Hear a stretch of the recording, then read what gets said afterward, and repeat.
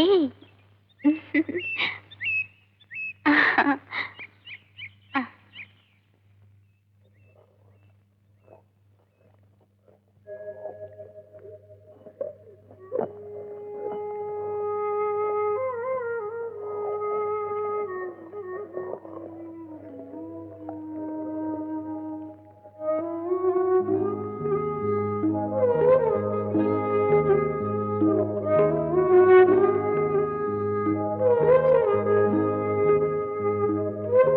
എനിക്കും ഇവിടെ അടുക്കളപ്പണി ഞാൻ ചെയ്തോളാം.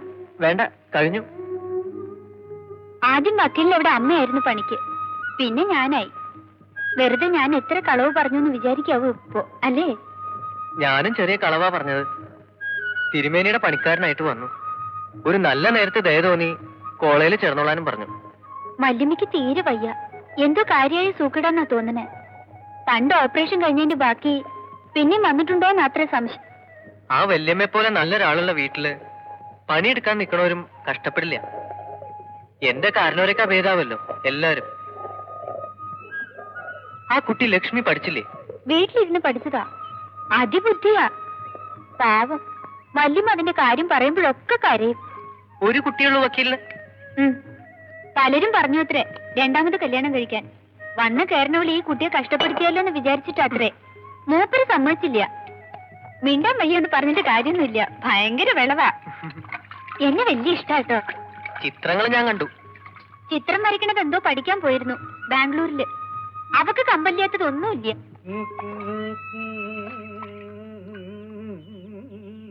നടന്നോളൂ, തിരുമേനി വരുന്നുണ്ട്. ഇനി എപ്പോഴാ കാണുക? ഞാൻ വരാം, നടന്നോളൂ. വല്യമ്മയെ കാണാനെന്ന് പറഞ്ഞാൽ മതി. ഇനി വരുമ്പോ ഇവിടെ വന്നിട്ടുണ്ടെന്നുള്ള വിവരം ഞാൻ പറഞ്ഞിട്ടുണ്ട്. ഓട്ടെ, പൊക്കോളൂ.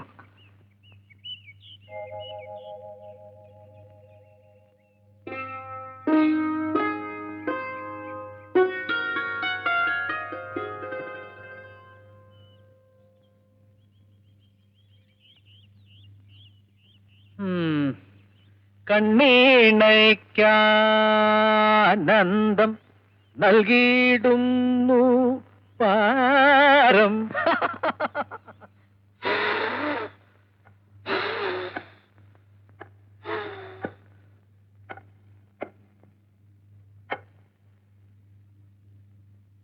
നിർത്തണ്ട, ഒന്നും കൂടി അവിടെ മിനിസാവട്ടെ.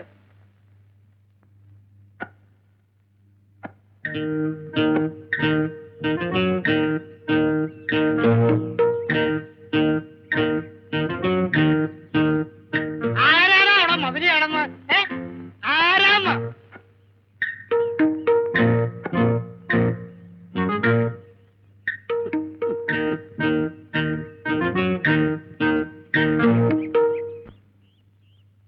ആ വടക്കേക്കാരുടെ കള്ളത്തിപ്പയ്യാവും.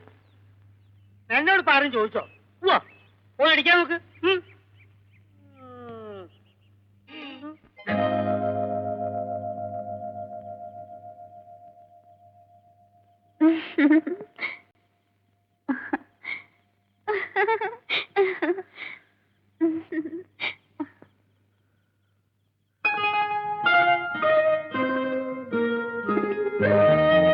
ഭാഗവതനെ ഇഷ്ടമായിട്ടുണ്ട് തിരുമേനിക്ക്. അതുകൊണ്ട് കുറച്ചു കാലം ഏതായാലും ഇവിടുന്ന് പോവില്ല. എഞ്ചിനീയർ ആവാൻ പഠിക്കുന്ന ഒരു കോളേജില്ലേ, എന്നാൽ അവിടെ പഠിച്ചോളൂ. ഏയ്, ഡോക്ടറും എഞ്ചിനീയറും ഒന്നും ആവണമെന്ന് മോഹമില്ല. ഏതെങ്കിലും കോളേജില് ലെക്ചറർ ആവണം, അതാ ശരിക്കുള്ള ആഗ്രഹം. അതിന് ഇനി എത്ര പഠിക്കണം? പ്രീ ഡിഗ്രി കഴിഞ്ഞ BA, പിന്നെ MA അല്ലെങ്കിൽ MSc. മോഹങ്ങൾ പറയുമ്പോ എന്തിനാ കുറയ്ക്കണത്, അല്ലേ? ഒക്കെ നടക്കുന്നേ, ഇത്രത്തോളം എത്തിയില്ലേ? നിനക്കെന്തൊക്കെയാ മോഹം? അത് വെറുതെ. ചിലതൊക്കെ ഉണ്ട്, പക്ഷേ ഇപ്പൊ പറയില്ല. ഈശ്വര, നേരെ ഇത്രയൊക്കെ ആയി. ഏതോ പ്രാന്തം കോഴിയാ.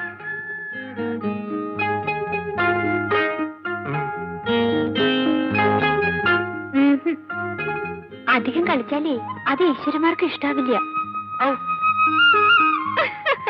വല്ലാത്ത നഖം നീറണു, ചോര പൊടിഞ്ഞു. നീറട്ടെ, ഇനി കാണുന്നത് വരെ നിൽക്കണം വേദന. എന്നാലേ എന്നെ പറ്റി വിചാരം ഉണ്ടാവൂ.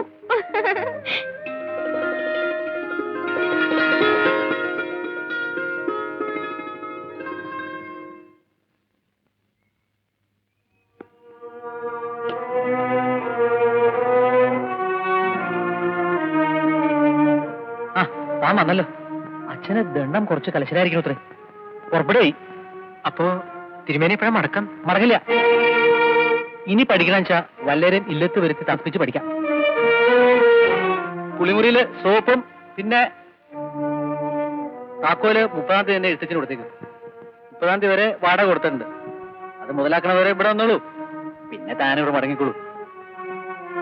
തിരുമേനി അപ്പോ എന്റെ പഠിപ്പ് ഞാൻ എന്ത് ചെയ്യും? ശനിയുടെ അപഹാരം നേരത്തെ തുടങ്ങുന്ന ഞാൻ ഇരിക്കണ്ടായില്ല.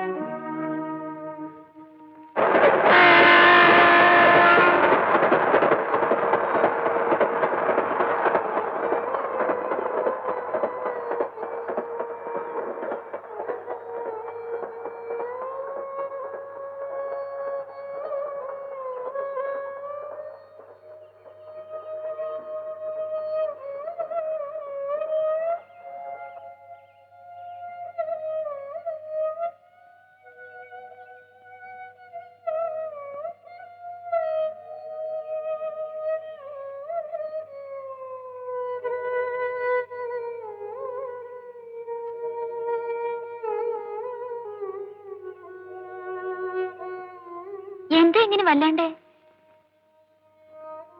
തിരുമേനി പോയി. അതിനാണോ സങ്കടം? തിരുമേനി മടങ്ങില്ല. അപ്പോ ഞാനും തിരിച്ചു പോവാതെ വയ്യല്ലോ.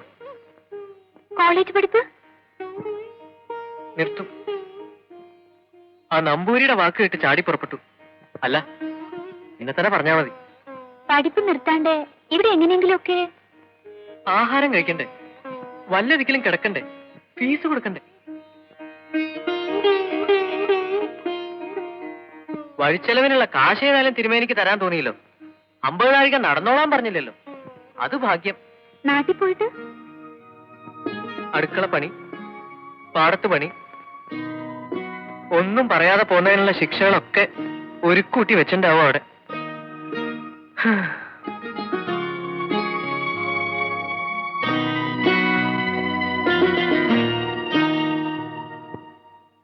ഞാൻ താക്കോല് കൊടുത്തിട്ട് നാളെ തന്നെ പോകും.